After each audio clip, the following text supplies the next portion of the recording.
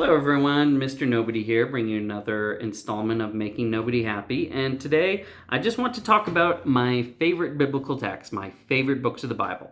So there are many great books in the Bible that have had great consequence for human thought, history, and personal living. But my own two personal favorites share the same attribution, someone with whom I've always felt a kind of kinship. Everyone finds some person or story in the Bible that really speaks to them personally. There's such a huge variety in there, you're sure to find someone or something.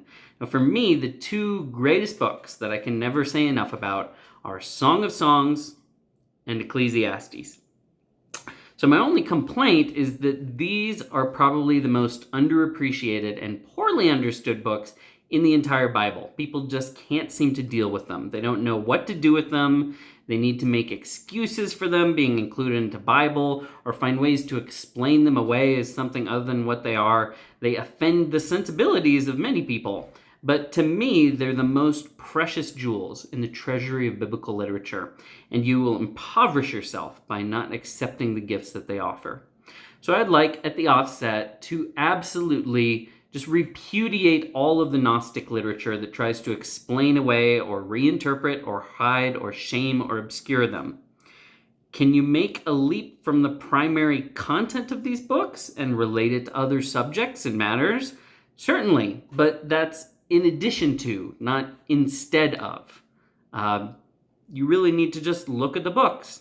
So you can draw a lot of lessons about business management from the Sermon on the Mount. You could write a whole series of books about it because Jesus had insight into life and value in the human condition, and that wisdom has broad applicability. That doesn't mean that the sermons of Jesus were about business management. And if you focus on that aspect of their applicability to the exclusion of their primary intent and subject matter, then you've got a serious problem. You're using them, you're not receiving them. You have to love them and want to listen to them first before you start wielding them as tools for your personal preferences and interests. And far too theologians through the years have properly loved these books in the way that the Bible demands, just by including them in the scriptures. These are essential, remarkable, ancient books about two of the greatest mysteries of life, love and the human condition. I suppose you could call them the romantic dilemma and the existential dilemma. What does love mean and what does life mean? That's plenty to be concerned about. You could bring in all sorts of metaphors about the Jews and the church and whatever else you want, but you don't need to.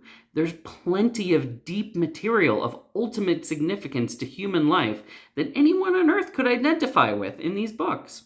So go to these books and spend some time with them. They're not long. Take some time to really take them in. And if you have an opinion about the Bible as a whole, maybe readjust your understanding of it in light of the fact of these two long celebrated books.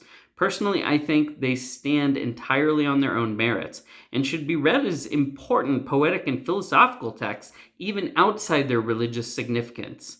Love and death and life are waiting for you in their pages. So go greet them and kiss them on the mouth. That's all for today. We'll see you next time.